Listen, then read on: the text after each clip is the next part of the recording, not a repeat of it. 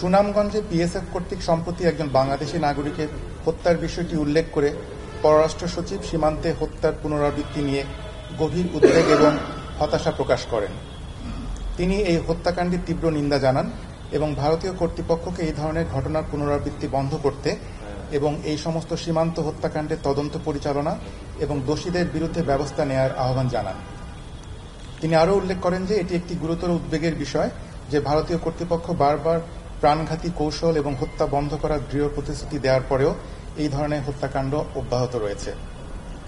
পররাষ্ট্র সচিব ভারত সরকারের প্রতি আহ্বান জানান যে তারা যেন দুদেশের সীমান্তে উত্তেজনা বৃদ্ধি করতে পারে এমন কোনো উস্কানিমূলক পদক্ষেপ থেকে বিরত থাকার জন্য ভারতের সংশ্লিষ্ট সকল কর্তৃপক্ষকে পরামর্শ দেন।